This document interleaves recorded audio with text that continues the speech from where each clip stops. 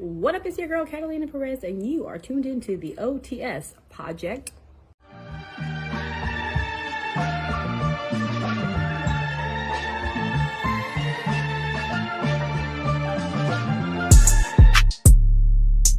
All right, ladies and gentlemen, welcome back to the OTS Project.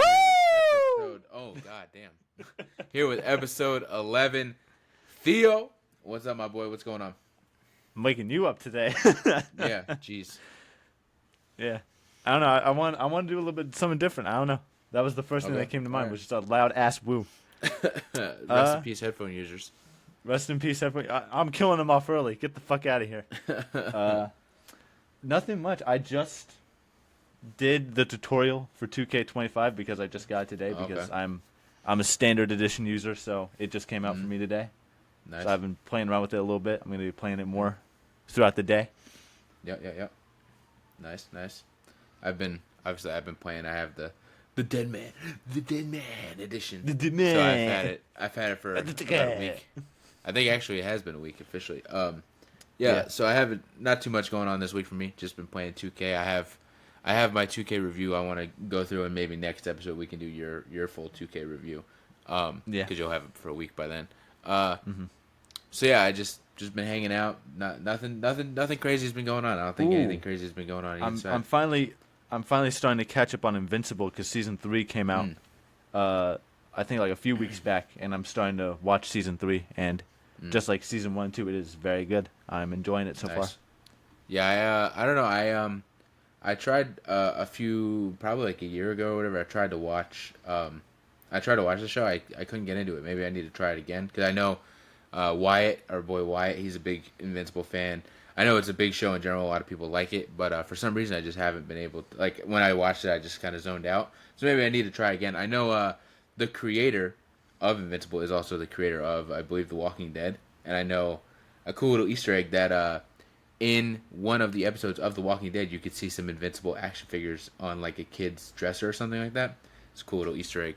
So yeah, I need to try again and try and hop in there. I know Fortnite has been doing some cool collab with them. They put in 2 new skins, but I know one of the skins is free. Like one of the skins is in the shop, and one of them is duplicate or something like that. She's totally free. Like you just have to do some quests to get her. So I thought that was cool. Thought that was pretty cool. For sure. But yeah, nothing too crazy going on either side here. But we do have some news, starting with Lex Luger officially announced to be going into the Hall of Fame. That's really cool. I loved. Did you see the video they did? I didn't see the video. I never got to see it. No. Okay, so the way they did it was similar to how I guess maybe it's their new way of doing it, and I really like how they're doing it, and I hope it is their new way of like telling everybody. It's kind of like surprising them. Like they did it with Michelle McCool, where Triple H surprised them. They did it with Triple H, where Taker and Shawn did it. So Lex Luger has been working out at DDP's gym, and they had Cody Rhodes just kind of pop into the gym, surprise Lex Luger, and kind of break the news to him in a video. Kind of just say, hey man, came here to swing by and say hi, but also came by to tell you that you're officially going to be inducted into the Hall of Fame, which is a really, really cool moment. For those that don't know, Lex Luger is in a wheelchair. He doesn't really have... I know he can stand, but he can't walk. But he has been working with DDP, doing DDP yoga and whatnot, to hopefully... I don't know if his intention is to fully, get full mobility to where he's able to walk around freely. I don't know if that's possible, but definitely he's been working with DDP to just, in general, like, be able to use his legs and whatnot. So I've seen a lot of people hope that maybe he can get to some sort of good point to where he can maybe take a couple steps and get to the podium for the Hall of Fame, and I think that would be crazy. If he does that, that place will erupt. That'll be the biggest pop of the night, including SmackDown. Sure. Whatever happens on SmackDown that night won't compare to the fact that Lex Luger was able to take a couple steps. I was talking to our friend. I went to dinner with our friend Dave last night, and I was talking to him about it and stuff, because that's somebody that Dave kind of grew up watching and whatnot, so he thought that was cool. I told Dave, I was like, no one's expecting the man to get up out of his chair and walk all the way to the podium, but if you pull his wheelchair right up to the podium and he only takes 2 steps, still, those 2 steps would be insane. So I hope that happens. That'd be really, really cool. But nonetheless, in general, well deserved. Like I'm happy. Oh yeah, for sure. Honest to God, I'm kind of shocked he hasn't gotten in sooner. If anything, to be honest with you, for sure. for sure. But yeah, definitely well deserved. I think this whole Hall of Fame lineup is honestly goated, pretty Yes, much. I agree. So far, it's been pretty good. I did see a rumor that Typhoon and Earthquake are apparently supposed to be the tag team that are going to get inducted this year. That's not confirmed. They haven't announced it yet. But that was a rumor I saw. That'd be pretty cool. I mean, I'm not like, I don't think too many people are huge Earthquake and Typhoon like fanatics. I love Typhoon. But it's great. yeah, but I mean, definitely, it's still really cool. Definitely deserved. Earthquake, I know he's done a lot more. I know he's done a lot in Florida. I think maybe I met him once at a show or something like that. So yeah, in general, I hope that happens. That'd be really cool. Oof. I'm gonna save my 2K review for the end of the news here. So moving forward to Fortnite and Disney. I know we got probably almost like a year, maybe even some more, where they kind of announced that, where basically Disney invested like billions of dollars into Epic Games and Fortnite. Practically, I don't think they actually bought them, but they practically bought the company. And they announced that there's going to be some sort of Disney mode within Fortnite that seems to be some sort of kind of open world kind of. Every time I think about it, I mean, every time I think about it, I think of the concept art that we saw. But every time I really think about it, I think of Ralph Breaks the Internet, where Vanellope's in that world. That's what I think of. Because I'm like, I feel like that's probably the closest to what we're going to get, where you just got, here's a quiz with Disney princesses, and there's stormtroopers walking around, and there's a ship flying by. So, yeah, in general, there's supposed to be some sort of Disney open world kind of fun mode within Fortnite. And I know they did some event or something like that a couple days ago, and Jon Favreau was there talking about it. And basically, I guess they said that they're expecting to be able to not play it, but at least reveal it within the year. Like, hopefully within a few months, we'll get some actual maybe footage and photos and screenshots of what this entails. Because we also don't know. Again, we kind of have an idea of what it's supposed to be. It's supposed to be some kind of meta open world Disney thing, but we don't know exactly. So hopefully that's true, and within the year we get some news on that. I know you're excited for that. I'm super excited for that, to see what it's going to be. And they also said that they kind of have plans on like integrating it within the parks, that's really cool. They said Jon Favreau said something about, what if you can go to one of the parks and something that you do within Smuggler's Run then affects your gameplay when you get back home. If that's the case, that's going to be super, super cool. I think that's going to be awesome. So, yeah, I like I said, you're excited. I'm excited. I know Grace is excited. I think everybody's excited. It seems like it's going to be a fun little mode to kind of disappear into. So I hope that comes to fruition for sure. Yeah, it's definitely, like, I think probably going to be one of the biggest crossover events in the fucking history of anything at this point. For sure. Because, I mean, you got, like, the Definitely. most popular game in the world mixing with the biggest company in the world. Right. So I right. think there's a lot of potential they could do there with that. Mickey Mouse pulling out the Switch. I'm saying, but I'm gonna be double pumping people with Kermit the Frog. I don't know. Hell yeah. That's Can't wait. the end game right there. Donald Duck throwing boogie bombs, man. Can't wait. So moving on to some more news. Officially, it has been reported that Sadie Sink is cast in Spider-Man 4. Big news, Sadie Sink, for those that may not know, she obviously plays Max in Stranger Things. That's probably her biggest role, and has done a great job with that character. She's become a really good character. So yeah, she's been cast in Spider-Man 4. I've seen a lot of speculation, a lot of theory on who she may possibly be playing. Obviously, the first, I guess when any female comes on, the first thing is either MJ. Obviously, MJ is already taken within the MCU. So then if it's not MJ, people are going to think Gwen Stacy. So I've seen a lot of people say Gwen Stacy. I've seen a lot of people say, since apparently this is a multiverse movie, a lot of people saying maybe this is Mayday Parker and she's playing Tobey Maguire's daughter. So that would be pretty interesting. I have seen people say, what the hell, I'm forgetting the name now. She was in the Spider-Man game, the annoying ass chick, Screwball or whatever the hell. I have seen people saying that. Screwball, bro. I have legitimately been seeing I'm gonna people walk say out the fucking that she could be theater playing that if she's part. Screwball, bro. I'm fucking gone.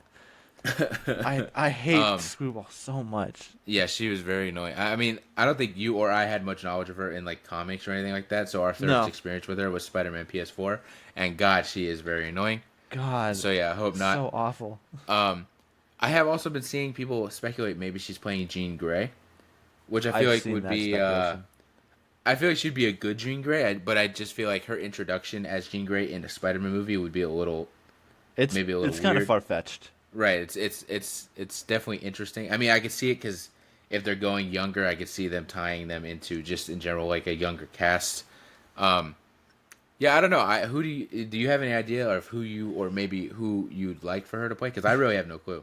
The Like, second I saw like the photo or the news of that coming out, I was like, okay, who could she possibly play? Who's like a redhead in the Spider-Man universe? And I was like, Mary Jane, and I'm like, yep, that's MJ. probably it. Right, right. Oh man. Yeah, I feel like I when I think about her, I feel like the best theory it may be the Tobey Maguire theory. Because I'm like anything like again, I feel like she's just a great actor, so I feel like any role in general she would kill it. Like if she was Gwen Stacy, she'd be great. But I just don't see her being Gwen Stacy. You know what I'm saying? And the I Jean Grey would. thing, same thing. She'd be great, but I don't see them introducing Jean Grey in Spider-Man 4. You know? I would like a Black Hat scenario. I don't know if she would be the best Black Hat, but Right. I think. I just want to see it in general. I think she's a great I villain. agree, need and to I see her at some definitely. point. I feel like I've seen rumors that Black Cat's supposed to be in the movie for a while. But yeah, same like you said. I don't know if she would be Black Cat. Like I don't know if she'd be the best fit, but I would like to see Black Cat. I know people have attached Sydney Sweeney's name to possibly being Black Cat. I could see that. That could work, yeah. She's I got could the see it. seductress kind of vibe to her and whatnot, so I could definitely see it. But yeah, when it comes to Sadie Sink, I think from my point of view, I think the best theory and the best outcome would possibly be her being Tobey Maguire's daughter, if it is truly like a multiverse movie. Right.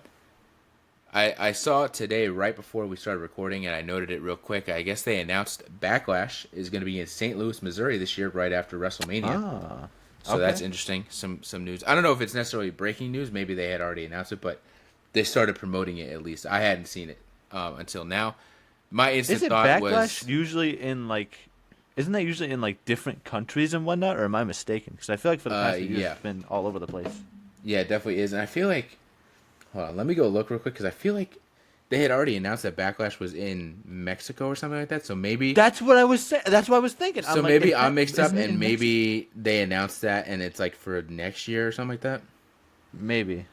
No, it just says tickets, or it says comes to St. Louis Sunday, May 10th. It doesn't say like 2026. So maybe we're mistaken. Maybe we're thinking of another show or something like that. But my instant thought is, how does Randy Orton come into this? Obviously, St. Louis is his hometown. So Right. I don't think we're gonna get the Cody Randy Orton match yet out of that. I mean, obviously, Yeah. again, I feel like John Cena is walking out of WrestleMania with the title, so maybe that's where we Right. get John Cena and Randy Orton. I feel like that could be the best case. So I feel like that might be my theory: is we get a John Cena kind of Randy Orton match at Backlash with maybe some interference or something from Cody to kind of keep the story going with Cena, as Theo is searching for Okay, what no, is happening in I- Mexico. No, I looked it up. It Okay. must have changed or something because I see like 2 months ago there's a post where it's like Triple H Paul Levesque has announced that Backlash will be taking place in Mexico City. So I don't That's know. I guess crazy. maybe Mexico Yeah, may have maybe. pulled out of that. Right. I don't know. I mean that is a possibility. Card is always subject to change, and that includes venues and things like that. So something could happen where Mexico or the venue or something like that doesn't want it, or they double book themselves or something like that. So that is a possibility. So yeah, but in general, I'm intrigued to see what they do. Again, in St. Louis, Randy Orton obviously has to be involved. So my theory, if John Cena does win the title, maybe that's where we get at least the first of maybe multiple John Cena Randy Orton matches this year. Can Yeah. happen I mean, it there. has to happen at some point this year for sure. For sure. Last few notes here. Lilo and Stitch trailer. Theo, did you watch the Lilo and Stitch trailer? I did watch the trailer. I honestly kind of enjoyed it. I think it looks Yes. kind of good. I'm a little bit excited for it. I'm very Usually, excited. I I'm a can't little wait. more skeptical about the live action Disney movies, but I think they did a lot of good stuff with this one, at least from the little glimpses that we got of it. I'm Right. excited. 100%. I'm excited. I thought it looked great. I thought Stitch for sure in general was probably he looked incredible. They did great with Yeah. the CGI on him. That's my sister's favorite thing ever, is Stitch. She's got over the years, she's gotten so many Stitch pillows and magic bands and all this stuff. She loves Stitch, so she's been super excited and whatnot. And I believe we kind of got small glimpses of him at like D23 and stuff, but this was the first actual trailer we got. And yeah, I thought they did a great job. I know there were some things that people were complaining about. I know Pleakley doesn't have like the kind of woman's disguise that he had in the animated movie. I know some people have been kind of complaining about that. The ice cream guy is totally different, and he has a snow cone instead of an ice cream cone. But I'm like, are we really nitpicking these things, people? Like, I could kind of understand with the Pleakley stuff, because in a way it kind of was some representation or whatever, you know what I'm saying, whatever it is. I'm not too educated. But when it comes to the ice cream guy, y'all are going too crazy. I saw a lot of people complaining about that. I'm like, you guys are doing way too much, because they changed it from an ice cream cone to a snow cone. Doing way too much. It's terrible. Terrible. Yeah. Snow cones don't exist in Hawaii. Everybody knows this. The one thing I was really kind of hoping to see, which I don't think we actually did see, was, I don't remember her name, but like the bully kid, the ginger hair girl with like the glasses. Yeah. I don't think we saw her in the trailer, and I was like, I need to see her, because like I want to see if they fucking nailed her. No, yeah, Sadie Sink is playing her. In Spider-Man and in Lilo and Stitch. Her character's gonna be the exact same. She's gonna get transported at the end of Lilo and Stitch and end up in New York City with Spider-Man. Yep, through a Doctor Strange sparkle portal. It's always Doctor Strange bullshit. Yep. So my last piece of news here before I go into like my 2K review, and my 2K review, I don't want to like go too crazy. It'll just give my thoughts. But there was a lot of Deadpool rewrite, or not Deadpool, Daredevil rewrites. I remember as they were filming, kind of halfway through them filming the show, they kind of changed like the showrunner, and everything kind of switched up. And so from the jump, I was intrigued by that. I know originally, like Foggy and Karen weren't even like in the show, which made no sense to me. Vanessa was cast as a different person instead of the original actress. Like there was a lot of stuff that a lot of people were getting kind of concerned about, within good reason. And they switched showrunners and whatnot. So I have screenshots here of what apparently was originally the plan when the original showrunner was there, and then how it changed. So episodes 1 through 6 were mostly kept intact, but were shifted to become episode 2 through 7, which basically means they added an extra episode. That first episode we saw was not in the original version of the show. All of Vanessa's scenes were reshot to bring back, I can't say this actress's name, Ayelet Zerer. I'm not sure. Sorry, I'm butchering your name, ma'am. Though the original script remained unchanged, so basically the whole stuff with Vanessa stayed the same. They just ended up bringing back the original actress. White Tiger's death scene was reshot to make it clear that he was killed by a dirty cop wearing the Punisher symbol. In the original version, he was also killed by a dirty cop, but the symbol wasn't visible on his clothes, and it only became clear in the following episode. The off-screen death of Foggy, originally killed by a dirty cop, not Bullseye, was removed. Instead, a new pilot episode, which is obviously the first episode, was created, extending and altering Foggy's death now at the hands of Bullseye. With the new pilot, they also add more background on Matt meeting Heather Glenn and Fisk running for mayor. Bullseye was originally not even in the show at all. And they also made a new episode 8 and a new episode 9, which is the season finale.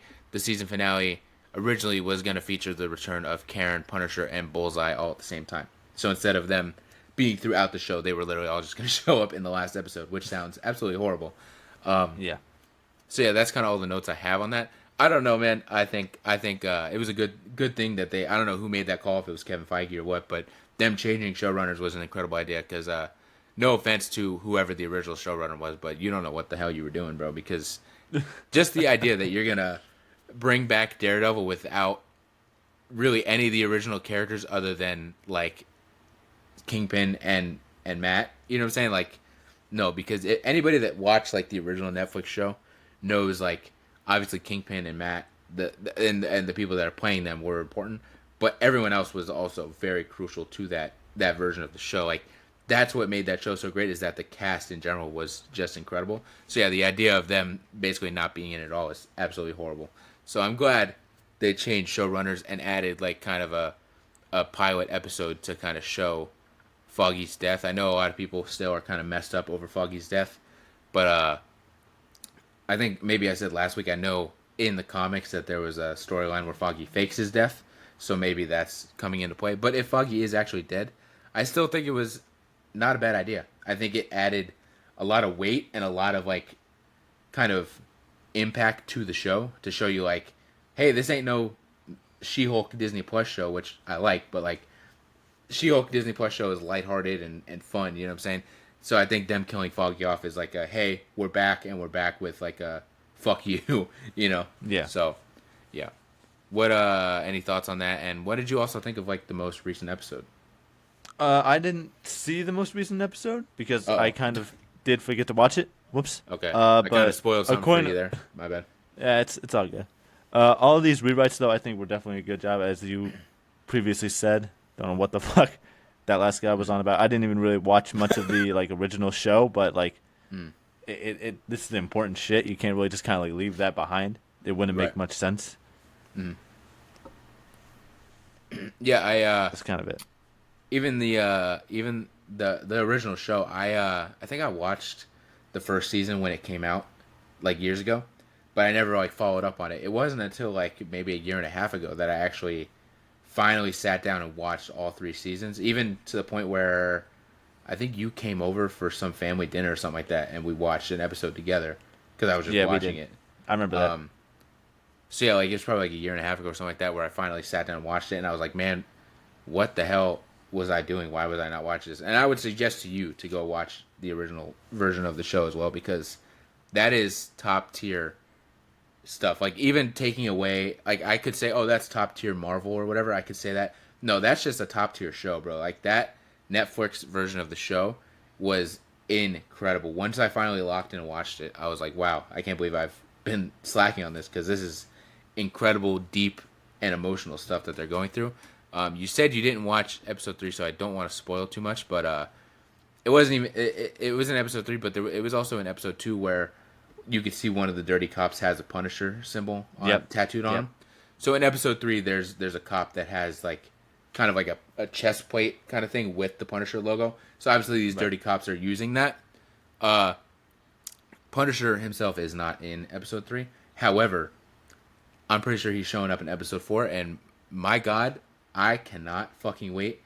Punisher, John Bernthal is one of my favorite actors, and him as Punisher is one of my favorite characters, and probably my favorite character in the Daredevil Netflix stuff, to the point where I watched his own show too with the 2 seasons he got. So I am waiting by the second for John Bernthal to come on screen, because I cannot wait. I know he's going to steal the show, and I think once you kind of understand him a little bit more and whatnot, you'll be like, oh yeah, I see it. He's a great character for sure. So yeah, that's my thoughts on that, and maybe next week we can go more in depth about episode 3 and episode 4 once you've watched episode 3. So lastly, before we dive into our big topic, I have my little 2K25 review here. Theo got it today, so he can't really give too much insight. So next The week, tutorial is fantastic. maybe he next week can give his review. And I don't want to go too long because we do have a whole topic here. But I will say, I'll give you 30 seconds. Off rip, it's actually fun. It's actually really fun. I won't lie. Every year there are obviously issues. There's always glitches. There's always bugs, and there's always things that piss me off. To the point where there's still things in this game that piss me off that have been in the game as a bug or a glitch or an issue for 10 years that they still haven't fixed. So, there are things. I'm not glazing 2K. I'll never glaze 2K. I can tell you that, because I have my own issues. But from what I can say, like, it is fun. The gameplay feels similar to 24, but there is something different about it. I can't really put too much of my finger on it. I haven't figured it out fully yet. I think maybe the matches are a little more fast paced or just a little more smooth, but the gameplay itself definitely feels fun. When it comes to My Rise, I've played My Rise twice now, actually, because you have to. There's multiple endings and there's multiple branches, and depending on what branch you choose throughout it, it's not even just one branch that you choose and it puts you on one path. There's like, we'll say there's probably like 4 or 5 segments within My Rise that make you go choose this or choose this, and each time you do it, your rewards are kind of different. Like, without spoiling for you, there's times obviously where you have to recruit a team, and you can recruit, like, you have to recruit a guy and you have to recruit a girl from the roster. And so you go in and they give you like Drew McIntyre, Seth Rollins, or Jey Uso. And if you pick Drew McIntyre and Jey Uso, you don't get any rewards. You just solely choose them because you like them. That's it. If you pick Seth Rollins, you get 2 mystery rewards, which I don't want to spoil. Plus, you get a Seth Rollins outfit, which is like a whole crazy suit. things like that. And then there's the same where you could choose Becky Lynch, Jade Cargill, or Charlotte, I believe. If you choose Charlotte, you unlock like 2017 and 2020 Charlotte. If you choose Becky, you unlock like an older version of Becky as well as like a Becky outfit, things like that. And then on your second playthrough, when you go to pick your people, it only happens after you've already played it once, where Cody Rhodes and Rhea Ripley will become options that you could choose. And if you choose them, you get crazy rewards. If you choose Cody Rhodes, there is something, it is actually crazy because it ties into SmackDown vs. Raw 2011, which is wild. But the rewards you get like WrestleMania 31 arena, a Raw 2011 arena. You get the undashing Cody Rhodes from last year, 2015 Randy Orton, and 2011 R-Truth. That's 5 rewards that you can only get by playing it a second time. So I've had a lot of fun with that. They made, most importantly to me, and why I had to kind of play it twice, they've made the My Rise original characters actually unlockable this year, and not just like My Faction cards. They are just in the game, but you have to get them through My Rise. So that's why I did it, because I use them for my created universe. I use them because they're not real people, and so it just adds to the roster. But they also look better than Cause because they look like real people. You know what I'm saying? They look like the in-game models rather than a created wrestler. So that's why I did it, because they kind of, I think I texted you about it. They low-key put a battle pass into into the game, but it's free. Yeah. Where when you're going through My Rise, you'll get, do you remember the guy Troy Simpkin or whatever? He's like a producer. He's been in My Rise a couple times. He's supposed to be like a WWE producer. I think so. So he shows up again, and you'll get to a point where basically he becomes in charge of booking live events, and that's their way of getting you. So basically it'll be, hey, do you want to do a live event? And it's just like you do a match that has a random stipulation. It could be a singles match, 2 out of 3 falls match, a tables match, whatever it is. And basically as you do them, the more stars you get in a match, the more you progress through this quote-unquote battle pass that has majority of the original My Rise characters, plus it has like a Judgment Day R-Truth, it has like Invisible John Cena, there's like a Diamond Dallas Page that's actually like a diamond, things like that. I didn't go all the way. I stopped basically until the last My Rise person. But it was a grind, bro. I went probably like 4 hours straight where I just had to grind it out, and I just had to find like as many tricks as I could to get to 5 stars as quick as I could. Which, by the way, anybody listening, use a steel chair. Make sure you're in a no DQ match and use a steel chair. You get 150 every time, and it makes that thing go up. That was my trick.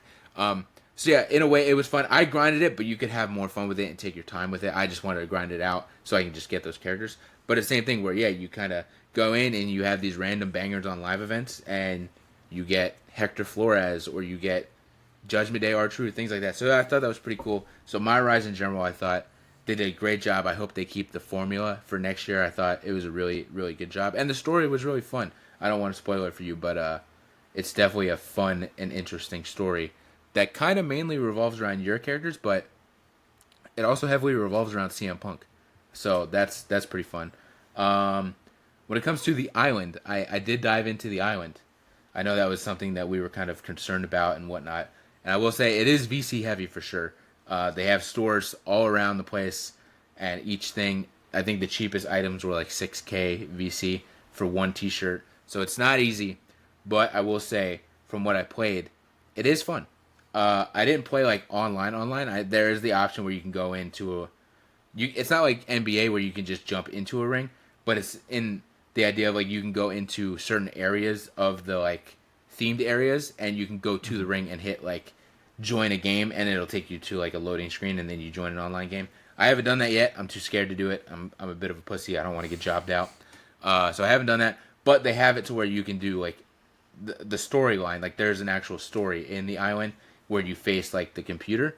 That's been pretty fun. There's like one story. So there's the overall story with Roman Reigns, where Roman Reigns is having this tournament on his island of relevancy, and if you win, you get a WWE contract or whatever it is. But there's also like side stories, and the side stories are pretty fun. There was one with the Undertaker's urn, where you have to run around and collect all 7 pieces of his urn, and you like end up talking to the ghost of Paul Bearer, and then you have to fight multiple versions of the Undertaker. And I was like, well, this is genuinely like a fun idea and a fun thing to do. There was one in like the Arcade of Tomorrow or whatever, where You know how Xavier Woods has like his zero counterfeit or whatever?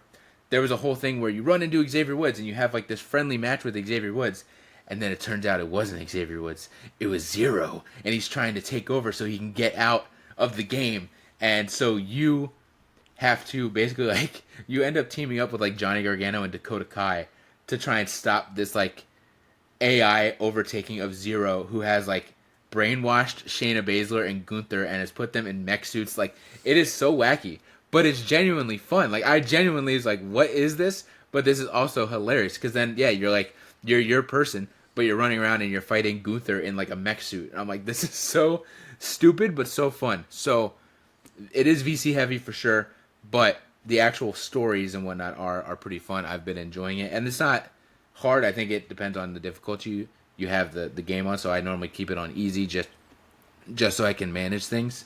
So yeah, like, it's not hard. You're not like dying over here, but it does get challenging even when it's on easy. There's certain matches where it ups the difficulty on you. I know when I was facing at least one of the versions of the Undertaker, I was like, oh, am I about to lose? Like, I got flashbacks to SmackDown vs. Raw 2011 where I had to defeat the streak. I'm not even kidding you. Where this man, I hit him with like 3 finishers and he was still kicking out. And then he had like a finisher and a signature stored. And I was like, oh, I think I'm going to fucking lose. Luckily I didn't. But so yeah, the Island, again, VC heavy for sure. They want their money. But if you go in and you just want to have some fun, it is genuinely fun to play. And my last kind of thing is Universe Mode. I haven't touched my faction that much, but I will say they did, from what I saw, I haven't touched it much, but from what I've seen on X, on Twitter, a lot of people have been praising my faction for the fact that they have this new mode called like the World Tour mode, and that's where all the Persona cards are. So you don't have to like keep buying packs and hope that you pull it, or go into like the tower and have to grind this shit out. You go into the World Tour mode, and there's like a different stop in America. I think they have plans to add more like countries, but currently it's like, here's the USA. There's like 6 different stops, and you go through each section of like, so the first one is Orlando. There's like 5 sections, so there's like 5 matches in each section, and there's like 5 sections.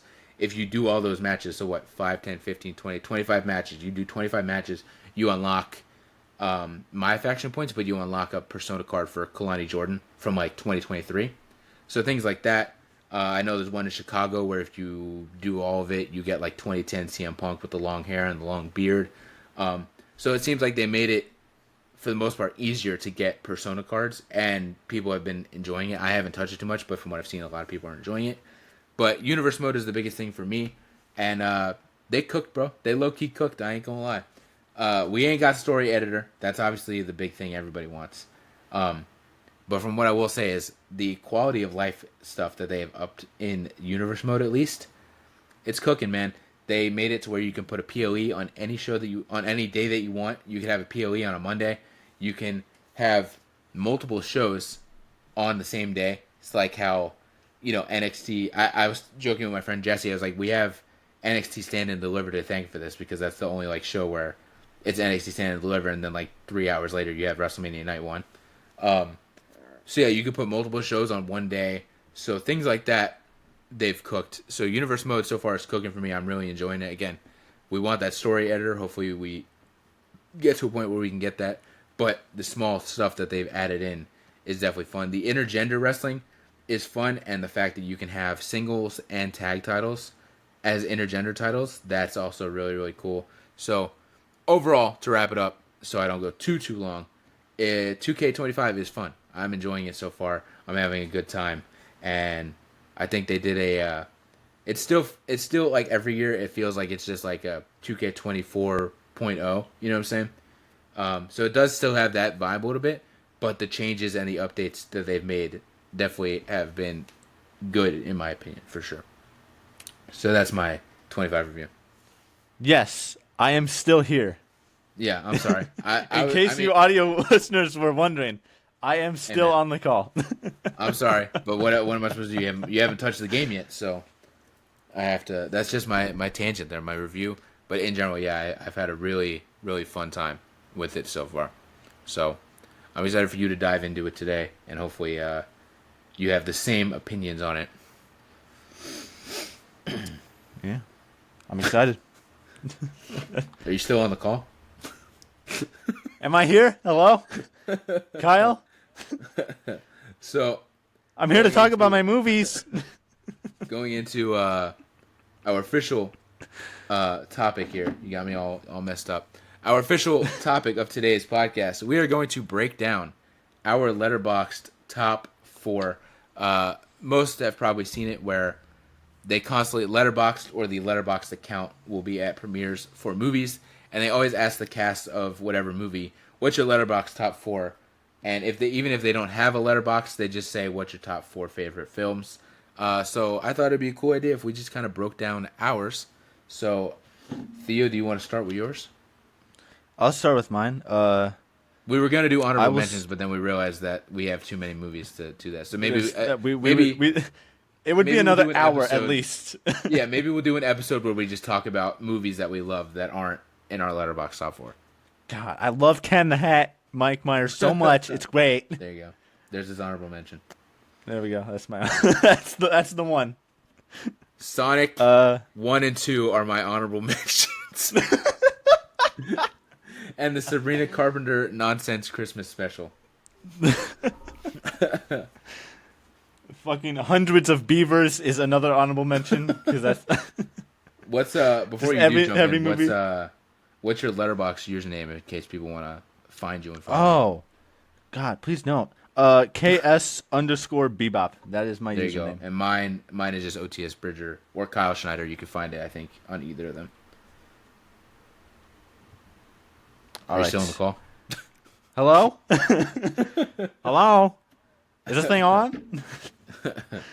All right, I'm going to go with my first movie here. Theo, are you still on the call? Hello? Headphone users, can you hear me?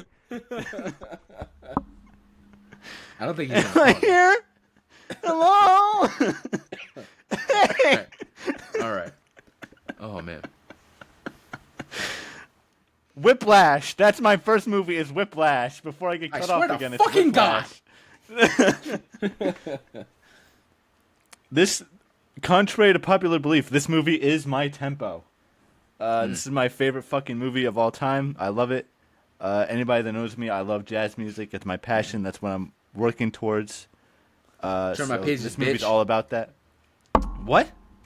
Turn my pages, bitch. That's what he says. He does say that. He says a lot. He says a lot of shit. Yeah. But I mean, Miles Teller, J.K. Simmons are obviously the prevalent characters and actors in this movie, and they're amongst my favorite actors of all time. And their performances here shine brighter than most of theirs, I'd say, honestly. I love this movie so much. I'll rewatch this movie all the fucking time. It's fucking incredible. I missed the. They did like a thing not too long ago where it was like a 10-year anniversary or something like that. Oh yeah, we where were you supposed could to watch see it in that. theaters. We were supposed to go see it, and Yeah. we couldn't. There was like a scheduling thing or something like that, which sucks. But maybe for like the 20th anniversary or whatever in 10 years, whenever that is. Yeah. We'll go see it. But yeah, I love this movie. I love everything about it. It's my favorite movie of all time. If I had to give any movie a 5-star, this would be the movie. That adds up. That's a great movie. I love it. I think it's an awesome movie. Miles Teller is great. Turn my pages, bitch, is a line that I quote every day. Miles, turn my pages, bitch, Teller. Yeah. J.K. Simmons is unfucking hinged in this movie. My mom has not seen this movie, but she knows about it because I showed her J.K. Simmons just being a fucking menace. And we just start, like, at first she was like, this guy is so horrible. What the hell is wrong with this character? But now we just laugh at it because it's just so funny how he just, like, will chuck a book at somebody's head. Like, he's chucking a book at, like, a 16-year-old's head. Like, he's an absolute madman, bro. Are you rushing Absolutely or crazy. are you dragging? I was totally gonna say that for sure. Yeah, it's a great movie for sure. Great character. It's so quotable. So, it is. It really is. So yeah, I'm with you on that one. That one's a good one. My number 4 is a movie that I do not believe Theo has seen, but I would love for Theo to actually watch it if he has not seen it because it is an incredible movie. Sonic 2. What's the best way that I can put this? I don't want to say I'm like a negative mindset person. I don't really think I'm a negative mindset person, but I do kind of, I guess I lean towards the darker and more emotional kind of sad stuff in life. As you'll see with my number one that we already Depression. know. The word you're Right, looking for is depressing. depression. Right. I've been depressed since I was like 14, but I lean towards kind of the depressing stuff in life, I guess. So my number 4 is a movie called Beautiful Boy. I don't think you've seen it. It is Timothy Chalamet and Steve Carell. It is an incredible movie. It is draining. It will fuck you up. But basically, it's based on a true story. As I can give a little synopsis here for you, Theo. A true story of addiction, survival, and family. After he and his first wife separate, which is Steve Carell's character, journalist David Sheff, that's him, struggles to help their teenage son, Timothy Chalamet, who goes from experimenting with drugs to becoming devastatingly addicted to methamphetamine. It is an incredible movie. Like I said, it is sad. If you do watch it, get some fucking tissues because you will be crying. But their performances really is what kind of drives it home. Timothy Chalamet, we all know, is incredible. I mean, he literally was nominated for Best Actor like 2 weeks ago at the Oscars. His performance in this movie is absolutely on another level. This man just gives the emotional performance of a lifetime. But Steve Carell, this was the movie that made me realize, like, not that I didn't think Steve Carell was a good actor. Obviously, he is a good actor, but like, this is the movie that I knew Steve Carell could go past comedy. Everybody knows him as Michael Scott. Everybody knows him as Gru. You know what I'm saying? He's a fairly comedic actor. The Anchorman. He's a very very comedic actor. Not in this movie, man. This movie, he is not Steve Carell. He transforms into a dad who is desperately trying to save his son's life. And yeah, so I can go on for an hour about this movie, but that's my number 4. It is very depressing, but very beautiful, and I highly recommend you watch it, Theo. I don't know what it's streaming on. I'll look it up and send it to you. But yeah, I highly recommend you watch it. It's a great movie. My sister actually, now that you bring it up, just brought up that movie, I think, last weekend when I was at my parents' house and we were all hanging out. And she was like, have any of you seen this movie? And obviously we're all like, no. Of course, my parents haven't seen it. They don't really, I don't think, watch all that many movies, especially newer movies like this. But I haven't seen it. But, I mean, it sounds pretty good. I love good performances, so if it has good performances like that, Yes. I'll get sucked into it. For sure. I'm a sucker I'll for look good up what performances it's like streaming that. on, and I'll send it to you so you can watch it. It's. You said that was your 4? That's my number 4. Yeah, I started from the bottom. Okay. I'm starting from the top. I guess. We're going in different All right, directions. That's fine. It's all good. All right. My number 2 is going to be Spider-Man Across the Spider-Verse.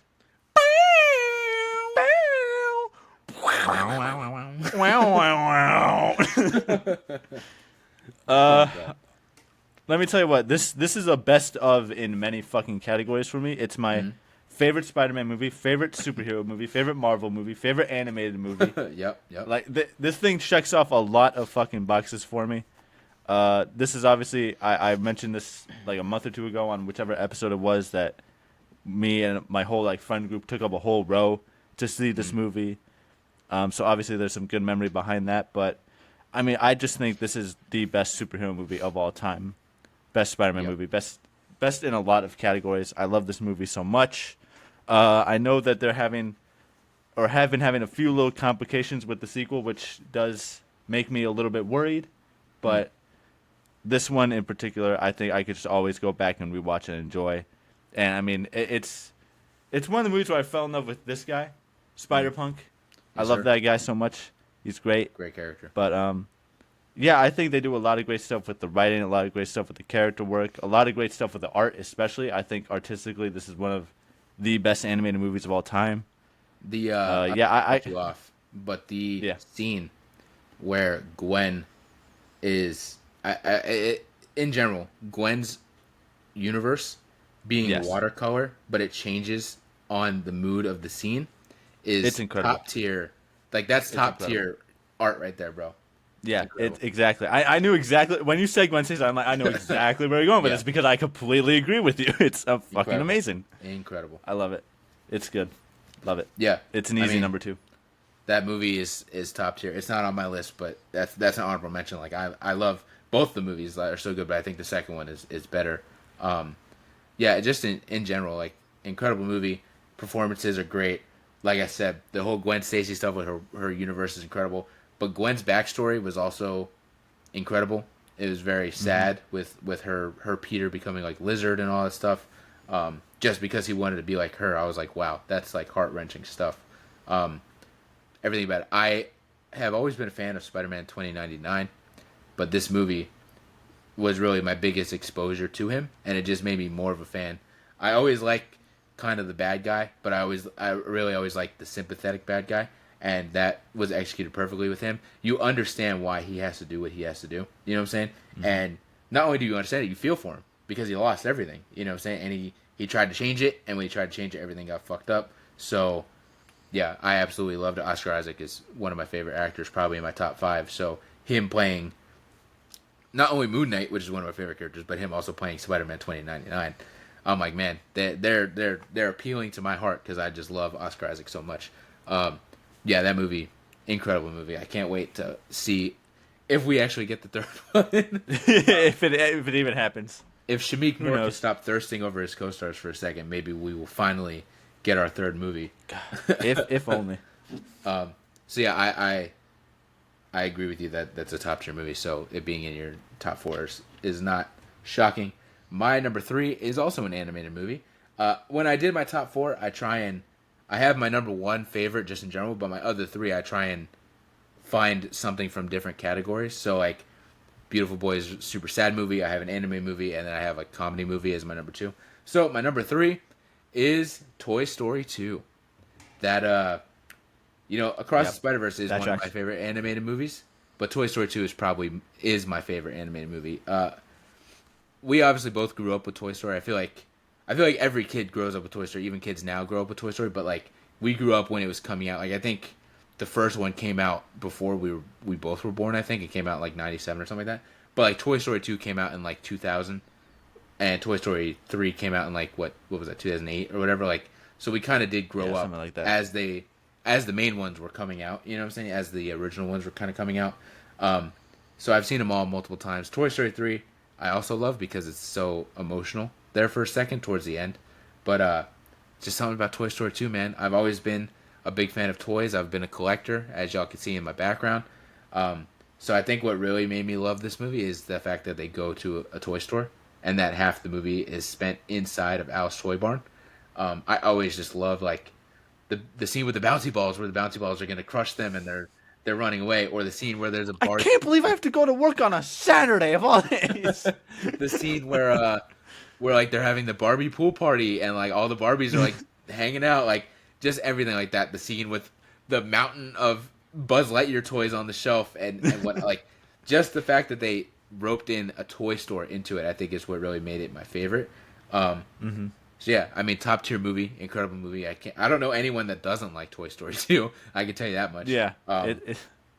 Yeah, I just love it. And they introduced Jesse, they introduced Bullseye and whatnot. Which also, like, I guess you could say, in a way, like Toy Story 3 introduced all those other characters, like, like all of Bonnie's characters. But I feel like those are pretty forgettable characters. I feel like, I don't want to say people don't care about them, but like they're all really just side characters. Toy Story 2 added a whole character in Jessie that became a main character. Like she's not in the background. So I think the fact that they were able to do that, where they added a whole new main character that appealed and blew up. Like, you know what I'm saying? Basically what Woody was for you and me is what Jessie was for Grace. You know what I'm saying? Like the female cowgirl blew up. So yeah, I just absolutely love this movie. I think it's such a great movie, and yeah, it's probably my favorite animated movie. No, it's definitely a top 5 Pixar movie for sure. I mean, I love it a lot too as well. It's definitely my favorite Toy Story, for sure. I think it has a lot of the best moments throughout the entire series, whether that be like story-wise stuff or comedy-wise. I think comedy-wise, this is definitely the funniest Toy Story for sure. Fucking movie for sure. I don't want to use my head. No. Yeah. Also, yeah, the Star Wars nod that they have. The Star Wars scene, of course. The I Am Your Father is obviously top tier as well. Yeah. That's a very good one.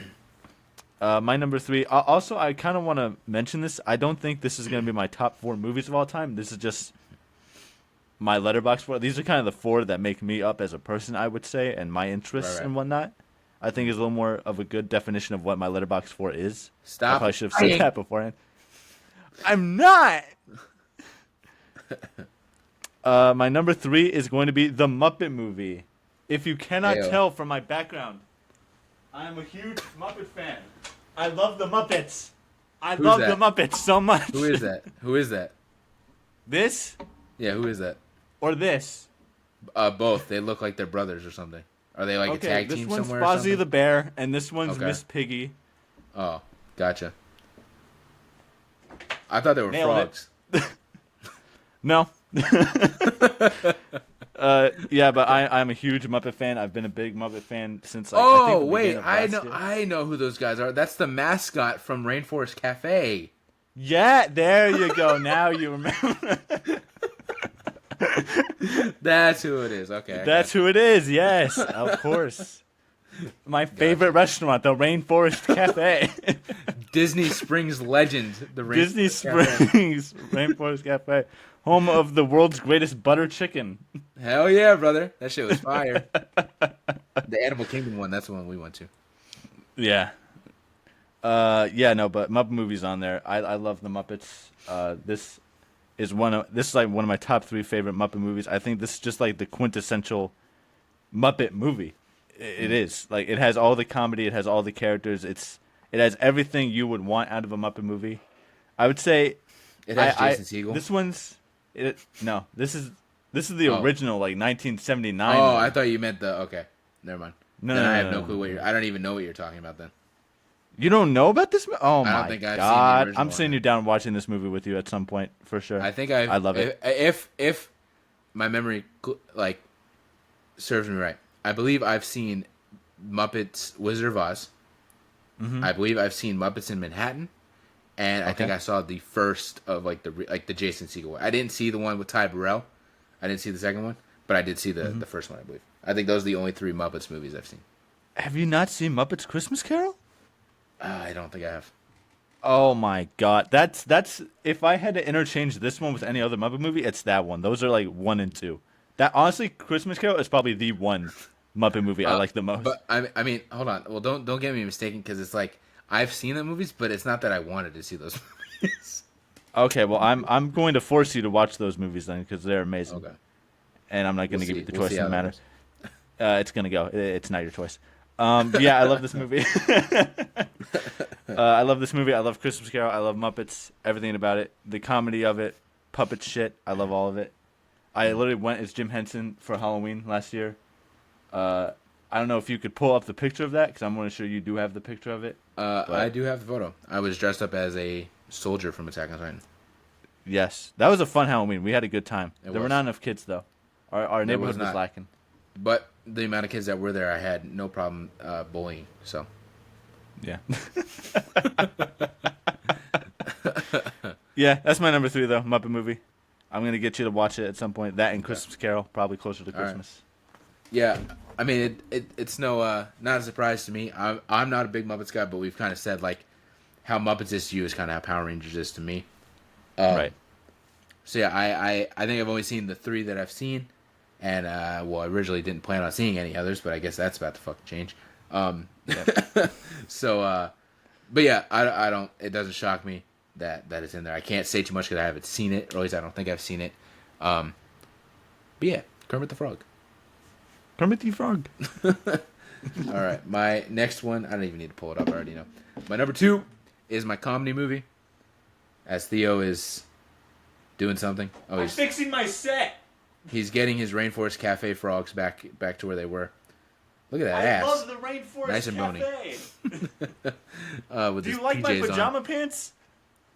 I I want love to add. wearing pajamas at home. It's so comfortable. Theo went to the gym and came home and put pajama pants on. That's Dude, top hold tier on. stuff No, right hold there. on. Hold on.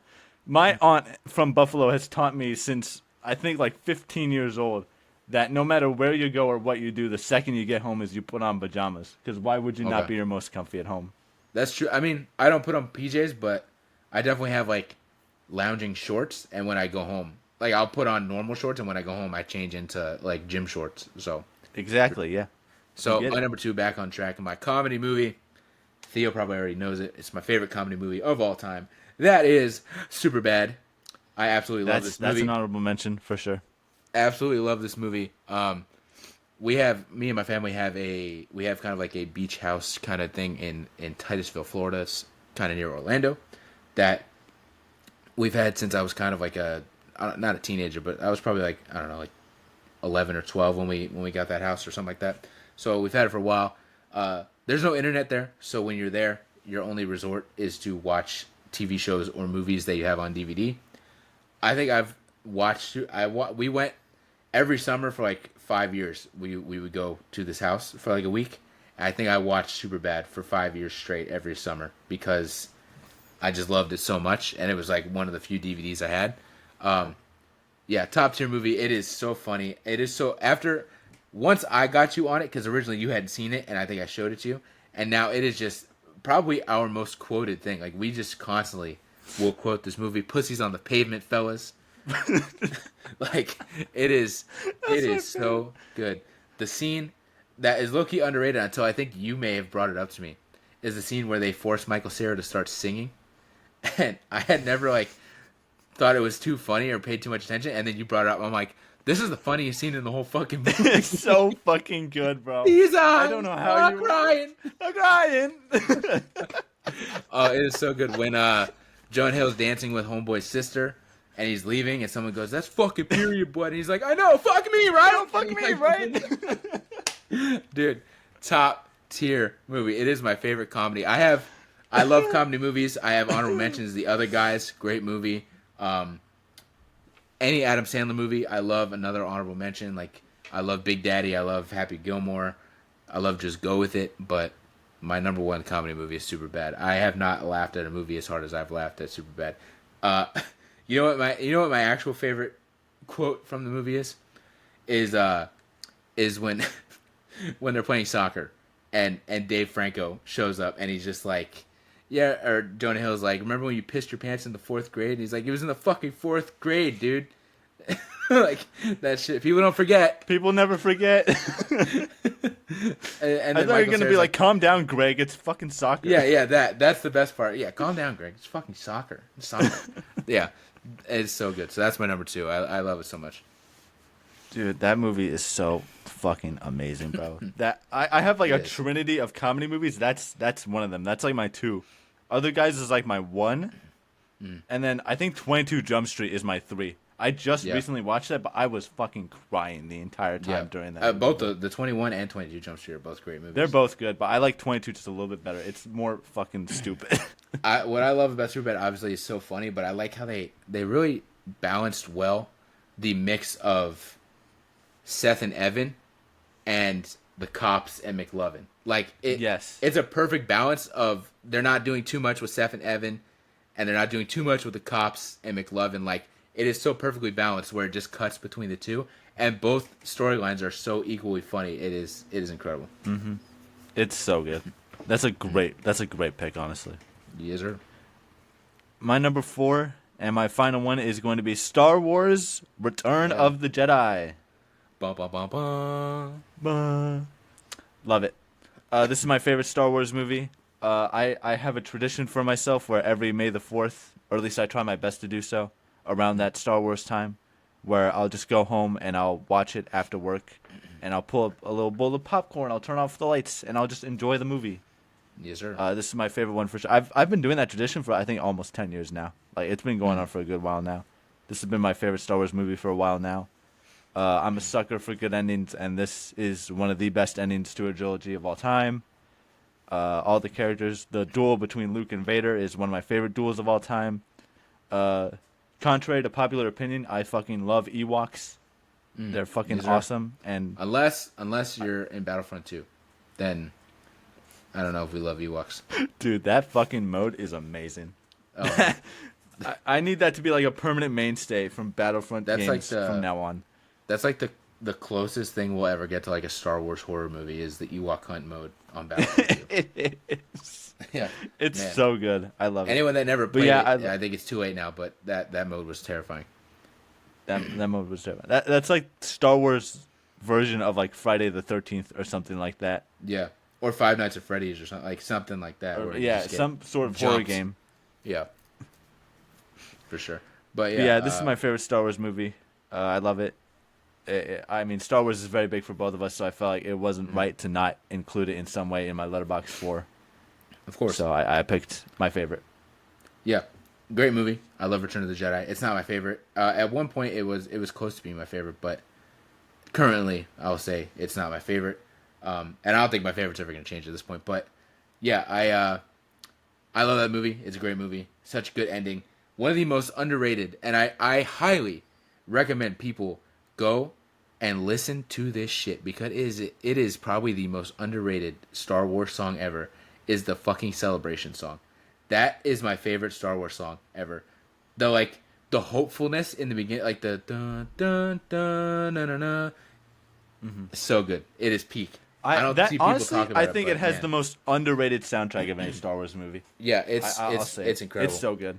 That song, please, people, go listen to it. It is probably my favorite Star Wars song for sure because it's just so hopeful and so like inspirational. It's incredible. John Williams always cooks. But yeah, Return of the Jedi, top tier movie. I love that movie, and I know it's your favorite. It's no shock. Seeing as a kid, Luke Skywalker with the green lightsaber and the all black fit, top tier. That's my favorite Luke Skywalker outfit. I think it's most people's favorite Luke Skywalker outfit. Yep. So yeah, all around great movie. It doesn't shock me that it's on there for you. My number one is also Star Wars. It is not only my favorite Star Wars movie, it is just my favorite movie of all time. I've stressed this enough. Anyone that knows me knows it. My number one is Star Wars Episode 3, Revenge of the Sith. I love this movie. It is my top tier. It's my favorite movie. You can literally see my Funko Pops back there of Anakin versus Obi-Wan, and on top of it, you can literally see Anakin and Obi-Wan in their own Funko Pops, all from Revenge of the Sith. Yeah, there's so much I could say about this movie. It's coming back in theaters. Like I said, we will be there. Front row. Front row. I wanna see as much Darth Vader as I can. Yeah. Wow. Yeah, I absolutely love this movie. My TikTok has gotten to the point now where at least like every second or third TikTok is some sort of Revenge of the Sith edit or an Anakin Skywalker Revenge of the Sith edit. Like it's an addiction at this point. I am so addicted to this movie, and I'm not mad about it. I love it so much. It's so quotable. I mean, there's so many memes and people will dog on it, but I just jump right in. Like, I love this movie because I think it's genuinely a good movie, but I also understand it is also funny as fuck the way some of this shit is said and delivered. So overall, I think it's just a great movie. So that's my number one, Revenge of the Sith. No, I was kind of assuming that'd be your number one. I mean, we both love Star Wars so much, and we both, and I know that's definitely your favorite, so it makes sense that it's the favorite of your favorite would be your number one. Yes, very good pick. We're definitely, again, going to be there, front row, watching Yep. Samuel L. Jackson get yeeted out of a window. Yep. Mm-hmm. So close you can feel it. I can feel the electricity from his Yeah. hands. Oh, is that it? Was that what you already said? You know what? I want to do a little bit of a fun thing here that we can kind of do. Okay. Give me your No. bottom movie. The worst movie the on worst? your Letterboxd. Okay. All right. That's The a good single idea. worst. I'm going to start off while you go look for this. My bottom movie of every movie I've ever seen, or at least have put into Letterboxd, Ant-Man and the Wasp: Quantumania. Mine's definitely there. All right, so I actually have a few. I technically have a few. So I'll list a few. One of them you're not going to be happy about.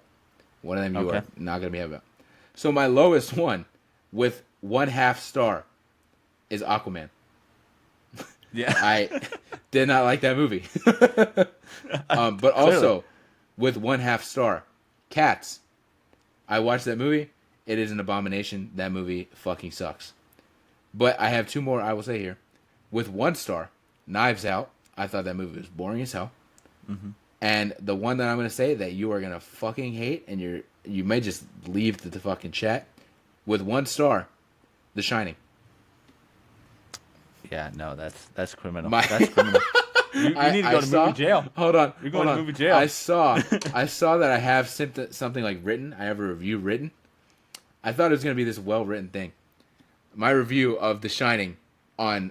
this isn't when I watched it, but when I reviewed it was December 25th, 2023. Mid. That's my review of The Shining. But yeah, also That's I have awful. like the theatrical version of Justice League at 1 star. 1.5 stars. I have Saltburn. I thought that movie was fucking weird. You want me to give you a hot take? I got a hot take right here. My review of Spider-Man. Saltburn. What the fuck did I just watch? I got Spider-Man Far From Home at 1 star. Oof. That one hurts. I love that's that movie. that's my hot take.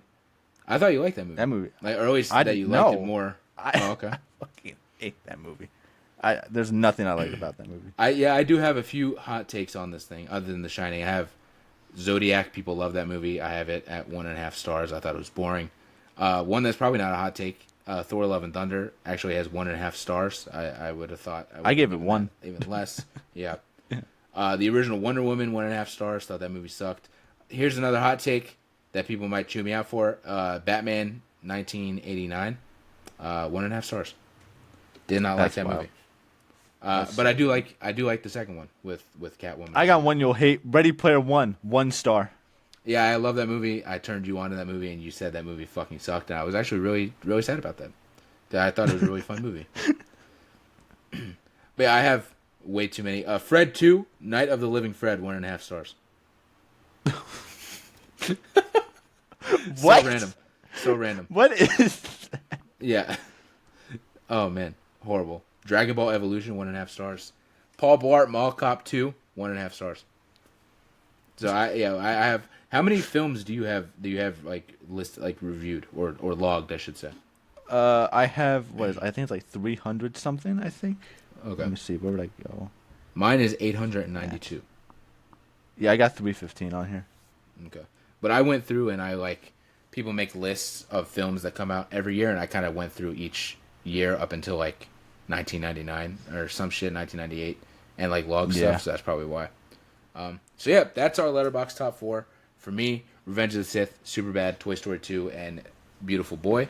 And for Theo, it was... For me, Whiplash, Across the Spider-Verse, Muppet Movie, Return of the Jedi.